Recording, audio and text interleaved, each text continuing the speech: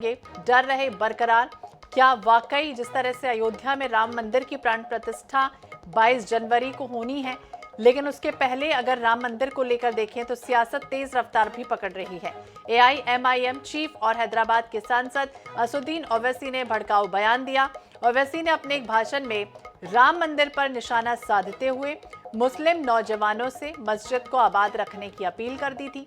इस पर अब बागेश्वर धाम के पंडित धीरेन्द्र कृष्ण शास्त्री ने पलटवार किया है।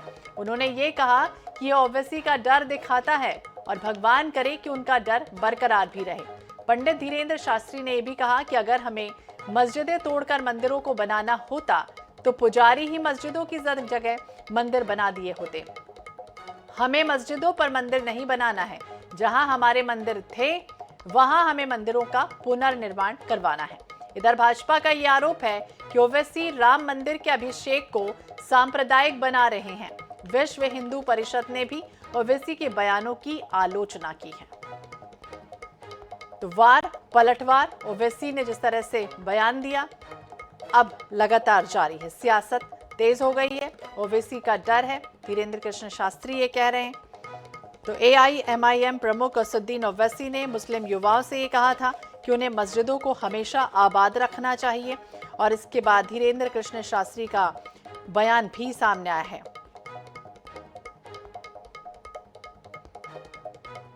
तो ओवैसी ये कह रहे हैं कि साजिशें चल रही हैं।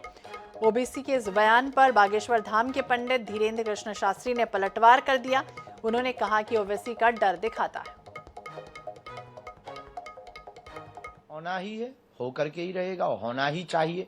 विवाद जल्दी खत्म हो, जल्दी से इन लोगों को शांति मिले, ताकि जो है ये बार बार इनके मुंह चलाना बंद हो जाए। ये उनका भीतर का डर बता रहा है कि वो कितने कमजोर हैं और कितने निर्दयी हैं। अगर हमको मस्जिदें तोड़कर मंदिर बनाना होता तो इतने मंदिर के जितने पुजारी हैं वो ही अभी तक खत्म कर देते मस्जिदें। हमें मस्जिदें नहीं, मस्जिदों पे मंदिर नहीं बनाने, जहां हमारे मंदिर थे हमें वहां मंदिरों के पुनर्निर्माण करवाने। अब उनको अगर ये डर है तो भगवान करे उनका डर बरकरार रहे। इसी विषय पर हम बातचीत करेंगे। हमारे साथ धर्मगुरु चित्रकूट से जुड़ गए हैं राम नारायण त्रिपाठी जी।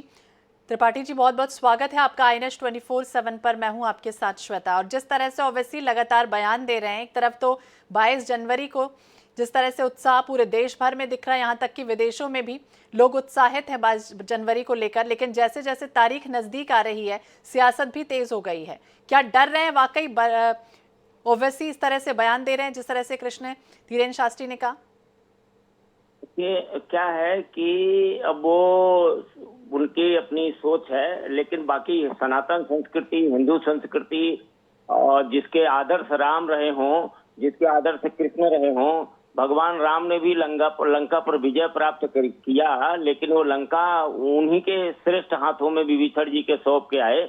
और ऐसे ही जब भगवान श्री कृष्ण ने मथुरा पर विजय प्राप्त किया तो उन्होंने उस पर आधिपत्य न जमा करके स्वयं दे करके उग्रसेन जी को आए। तो हमारी संस्कृति ही रही है कि हम श्रेष्ठ व्यक्ति का चयन करते हैं, उसमें उनका भय अपने आप है, लेकिन हमारा सनातन तो मानवता का पुजारी है और हम अपने मंदिरों, अपने संस्कृत केंद्रों को यदि पुनर्स्थापित कर रहे हैं तो उसमें उन्हें सहयोगी बनना चाहिए, न कि भयभीत होना चाहिए। बिल्कुल, ये भी कहते हुए ओवैसी जिस तरह से, क्या वाकई ओवैसी की अगर हम बात करें तो जिस तरह से वो कह रहे हैं बार बार अपने इस्लाम धर्म को क्या बचाने की बात करते हैं, या भारत के इस्लाम का क्या होगा, ये उनको चिंता है, इस वजह से इस तरह के बयान दे रहे हैं? इस्लाम की चिंता उनको नहीं है, उनको अपने राजनीति की चिंता है कि यदि मुस्लिम हमारे से अलग हो जाएंगे, जो मुस्लिम के सरताज बनना चाहते हैं, उनको गुमराह करके, उनको धर्म की कट्टरता का पाठ पढ़ा करके अपने राजनीतिक लाभ लेना चाहते हैं, वो इससे डर रहे हैं। बाकी भारत का मुसलमान तो समझदार है, वो तो हमारे राम जी के मंदिर बनाने में भी सहयोगी बनता है और उसको ऐसा नहीं लगता। लेकिन ये कट्टरपंथी स्तर के लोग जो उनके धर्मगुरु हैं, वो उनको दिग्भ्रमित करके, केंद्रित करके संकीर्ण धर्म की शिक्षा दे करके राजनीतिक लाभ उठाना चाहते हैं। तो बिल्कुल, क्या डर है जो बरकरार रख रहे हैं, ये पंडित धीरेन्द्र कृष्ण शास्त्री ने पलटवार किया। दूसरी तरफ त्रिपाठी जी, आपसे ये भी समझना चाहेंगे कि क्या कहें, ये एक तरफ तो ये ओवैसी ये भी कह रहे हैं कि साजिशें चल रही हैं। इसमें कोई साजिशें नहीं, हम जो हमारा देश है हिंदुस्तान है और सनातनियों का ये गढ़ है। संपूर्ण विश्व में हमारे अवशेष विद्यमान है। सारी दुनिया को संस्कृत का पाठ पढ़ाने वाला ये भारत है। जितने भी धर्म हैं सनातन के बाद ही ये सब पैदा हुए हैं। तो हम कोई ऐसा काम थोड़ी करना चाहते हैं, ये उनके अंदर का डर है। उन्होंने किया, क्योंकि उनके संस्कृत को मानने वाले लोगों ने तलवार के बल पे इस्लाम की स्थापना किया, तो उनको ऐसा भय हो सकता है। लेकिन हमारे यहाँ तो विजय प्राप्त करने के बाद भी श्रेष्ठ को गले से लगाया और सम्मान दिया है। तो ऐसी कोई भय की बात रहनी नहीं चाहिए, लेकिन उनके मन में राजनीतिक लाभ के कारण भय जरूर है। तो राजनीतिक लाभ के कारण भय जरूर है। त्रिपाठी जी, ये भी आपसे समझना चाहेंगे, धीरेन्द्र कृष्ण शास्त्री ये भी कहते हैं कि तो राम हमारे विश्व के आधार हैं, राम नायक हैं, राम प्राण हैं, लेकिन जो इस तरह से विरोध करते हैं वो कहीं ना कहीं रावण के वंशज रहे होंगे और इस तरह की बातें वो लगातार कर रहे हैं।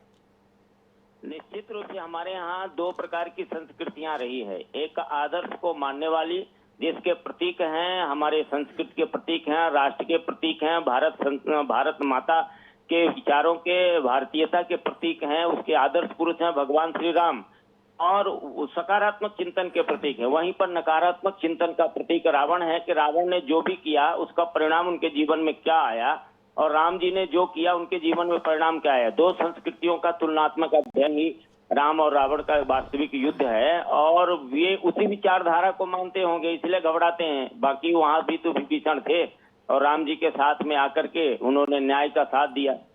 जी त्रिपाठी जी, क्या वही समझे वो त्रेता युग जब राम रावण का युद्ध चल रहा था, कुछ लोग विरोधी थे उस समय भी राम जी के, तो क्या कहेंगे इस बार भी यही सब हो रहा है? एक बार फिर से विरोध की तस्वीरें, क्योंकि प्राण प्रतिष्ठा का समारोह पास है।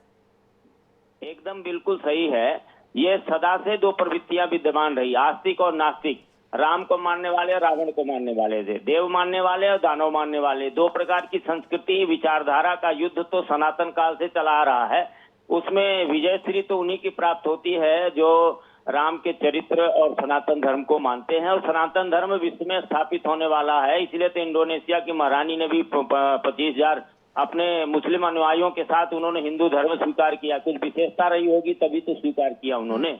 तो कुछ विशेषता रही होगी तभी तो स्वीकार किया है। त्रिपाठी जी हमारे साथ जुड़ते हैं, बहुत बहुत शुक्रिया त्रिपाठी जी बातचीत करने के लिए। तो पंडित धीरेन्द्र कृष्ण शास्त्री का बयान सामने आया, ओवैसी ने जिस तरह से भड़काऊ बयान अभी हाल ही में दिया, उसे लेकर उन्होंने अपनी प्रतिक्रिया दी है। तो AIMIM प्रमुख असुद्दीन ओवैसी ने मुस्लिम युवाओं से ये कहा था कि मस्जिदों को हमेशा आबाद रखना चाहिए, और इस पर धीरेन्द्र कृष्ण शास्त्री का बयान भी सामने आया है। उन्होंने हाल ही में मुस्लिम युवकों से जिस तरह से अपील ओवैसी ने की कि उन्हें मस्जिदों को आबाद रखना चाहिए, उनके खिलाफ साजिशें चल रही है, ओवैसी कहते हुए नजर आए। हालांकि पंडित धीरेन्द्र कृष्ण शास्त्री कह रहे हैं कि ये ओवैसी का डर दिखाता है, भगवान करे कि उनका डर बरकरार ही रहे।